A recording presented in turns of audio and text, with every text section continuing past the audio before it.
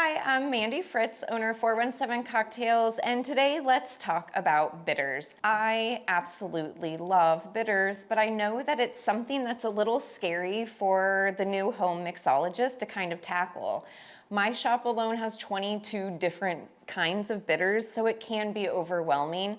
So I'm going to answer today some of the top questions that I get on Instagram and in the shop and see if I can make bitters more approachable and more comfortable for you to experiment while you're making your amazing cocktails at home. The first thing, bitters have been around for a really, really long time.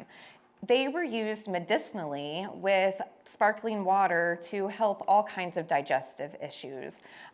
Pretty much they were one of those cure-alls that were around. Prohibition happened, they kind of disappear off the planet along with everything else that was fun and enjoyable back in the world back then. And it really, most of the bitters companies that were around, they didn't make it through the 13 years of Prohibition, except for a few, one of them being the classic. We can all recognize it with the label and the bright yellow. It is an aromatic bitters, which is our first type of bitters. There's 4 different types. There's aromatic, citrus, herbal or floral, and then bean and nut, which is just fun to say. So aromatic, I try to think about bitters as kind of my spice cabinet. Most of us, even if we aren't trained chefs, we're comfortable with a few things in the kitchen, and usually salt and pepper is something we're all very comfortable with. So aromatic bitters to me are like the salt and pepper or the all-purpose seasoning of bitters. Every brand is going to have a different flavor. They're all going to be made differently, but it's all kind of around the same flavor profile. So we kind of know the flavor of what aromatic, but still that doesn't answer what's actually in this bottle. So most cocktail bitters, probably 90 to 95% of cocktail bitters are made with alcohol. And then it is alcohol soaked in bittering agents, like barks of trees, citrus peels, herbs, florals, you name it, you can soak it in alcohol. Vanilla extract, it isn't a bitter, it's more of a tincture, but it's alcoholic, just like bitters are, but you don't have to be 21 to buy them. Because it's a small amount and they're really on their own horrible. You're not going to drink that whole bottle, not even on a triple dog dare, I promise you. So you don't have to be 21. However, there are a few bitters on the market that are non-alcoholic. They do need to be refrigerated after you open them. They're wonderful. They're really good to have around in case you do have someone in recovery. A lot of people choose even just the few dashes of bitters that you'd put in a mocktail. They choose to be completely zero proof. So having some without alcohol is always a good idea if you're having a party. And always let people know, even in mocktails, if there are alcoholic bitters, just to always be courteous of anyone struggling or through recovery or for whatever reason they want to. So the second type of bitters, which to me, even though aromatics is like our salt and pepper, I feel like these are the most approachable, especially if you're more of like a vodka and a gin drinker and not so much of someone who drinks the darker liquors like bourbon, whiskey, dark rums. Those are the citrus bitters. Now, orange bitters, I just said it's not, it's wonderful with bourbon, so it's great with everything. But anyways, the reason why I say they're so approachable is first, they are a single flavor bitters. It's orange bitters. There's more than just orange peel in it, but the main flavor, the main profile that you're gonna get is orange, something we are all extremely comfortable with. It's a great one to start with because you can taste whatever cocktail it is you have and think, if I squeezed a little bit of orange in here, would that be disgusting or would that maybe be good? Now this doesn't taste like just orange juice, but that can at least help you with the flavor profile. Whereas with maybe an aromatic, you're not quite for sure how to start that flavor profile. Same thing with grapefruit. Grapefruit, another single flavor, citrus bitters.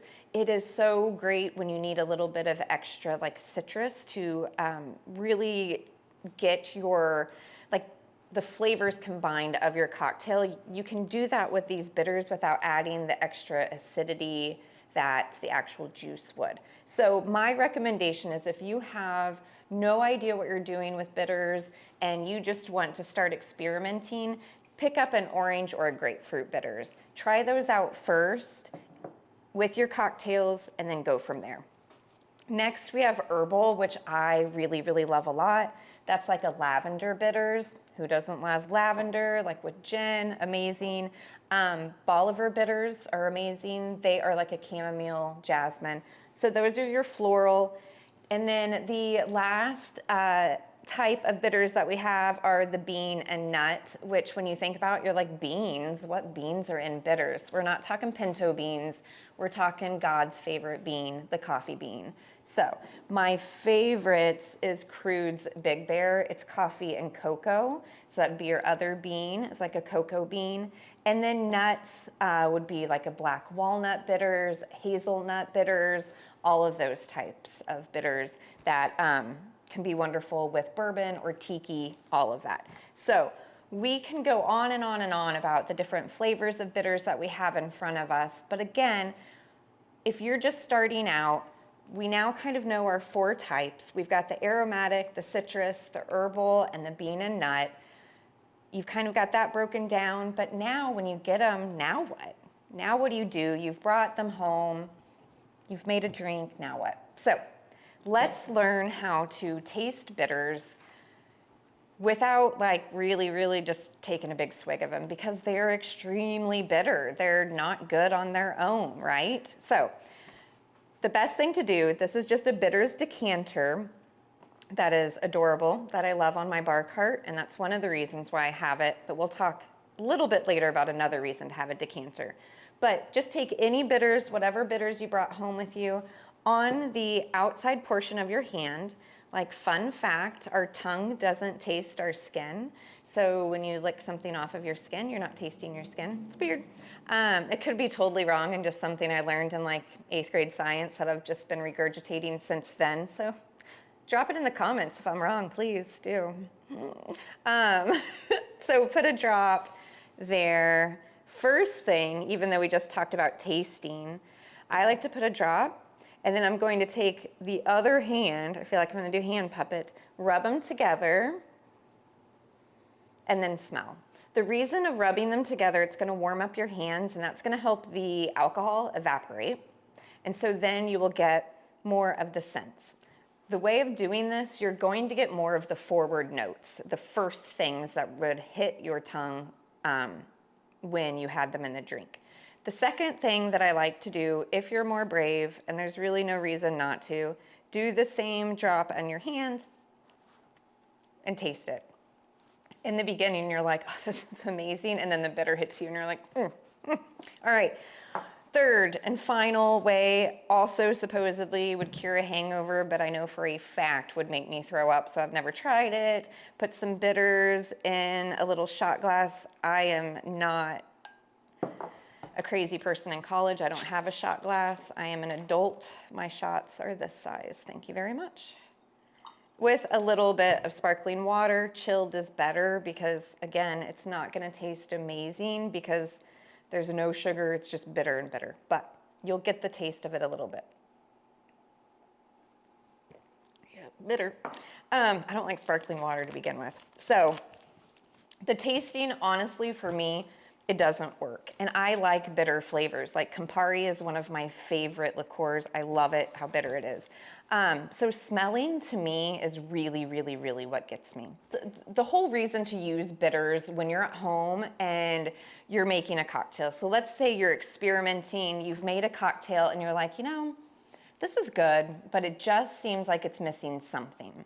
Or another way that it can be explained to me a lot is you take a drink of your cocktail and you can taste like the syrup, the liquor, the citrus. And you can taste those 3 things. It's not a terrible cocktail, but it's not one that you're dying to make again. That's when you need bitters. Or the cocktail tastes a little too sweet, or it's a little too sour. It's just a little too something. It's not trash and needs to be dumped, but it's just missing a little something.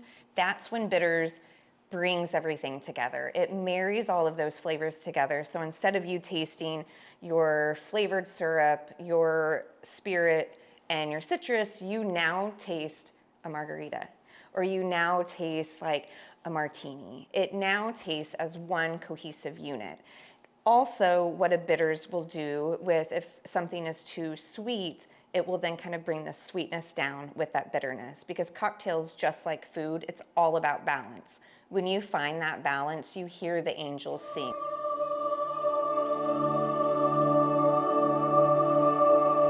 And they tell you, make another, and you do, because you're good. So I like to, let's just say I've made that cocktail. I know it's not right, it's missing something. I've got maybe, 3 bitters at home that I know I like, that I'm getting kind of used to, and I know their flavor profile. I will literally take the cocktail in one hand, and because it's mine, I can do it, and just smell together. You'll get the smell of the cocktail and the bitters, and for me, my nose will automatically sometimes be like, no, nope, there's something in that that's not working with that. And I do that a lot. Other times I will make one drink, pour it into 3 glasses, do one without bitters, one with maybe an orange bitters, and one with an aromatic, and see which one I like. And it's also, one day you might really love it with the orange bitters, and then the next time you have it, it's just not hitting for you. That's when you pull out another bitters, because every time we make a cocktail, when we're using fresh citrus, which we should be, we better be, it can taste different. Fresh citrus is so different. It tastes so different from December than it does in, let's say, May. It tastes completely different where I live in Missouri than it would if you lived in Florida or California. So the exact cocktail recipe that worked for you, a month ago might need a little bit more bitters or not. One last thing of the question I get asked a lot for this video is, what in the heck is a drop? What in the heck is a dash? Why not just give us like a measurement? Everything else is a measurement, why not? Because that's too boring. So there are lots of different types of bottles, as you can tell. Some of these are droppers, some of them are bitter caps. So this is a bitter cap, and then these are obviously dropper. This dropper is bigger than this dropper. So you're going to get different amounts depending on the brand of bitters that you use. So that's why a lot of bartenders, home mixologists, or people who like cute things will get bitter decanters. It's just like a whiskey decanter, but you can take your bitters from their bottles, put it in a decanter. We've got different colored lids so you can keep track of your bitters. And then, because it's all the same lid, a dash, a drop will always be the same, no matter what. So now back to what's a dash, what's a drop? A drop is pretty easy to figure out, right? It's a drop. We don't really use drops of bitters. A lot of people make the mistake of just going, oh, that's all, thinking it's just going to overpower their drink. No. Think of it as like your absolute most favorite hot sauce in the entire world. Personally, mine is Springfield Trading Company's spicy garlic. Think of it, and you just want to douse it onto your hot wings. That's what we want to do. With the bitters decanter, you really don't want to shake your bitters. You want to swirl. So in one motion, you swirl and hit. So we're going to do it again. Swirl, hit. That is a dash. Swirl, hit. It's amazing. It makes you feel cool. You can just be like, party. Wah, wah. See, that one didn't work. I got all really cocky there. So that's a dash. A drop, again, is just a drop. Very rarely will you do a drop. That's more for decorating, which we'll do in another fun video where you can kind of do like foam art with your bitters and things like that. So I hope that this was as enjoyable for you to watch as it was for me to talk about. Bitters can just really open up a whole new world of home mixology for you. And really, when you go to your favorite bars, talk to the bartenders that you like a lot about bitters. There's so many really good bars that are starting to create their own bitters themselves, which is great. Come into the shop or check out online. A lot of my bitters are owned by small companies and female-owned companies that I love a lot. So drop in the comments anything else that you need to know about bitters or want to know. anyone you want me to taste test live on air or however, because woo, some of them are pretty strong. So yeah, let me know, and I would love for you to subscribe if you don't already. Thanks so much.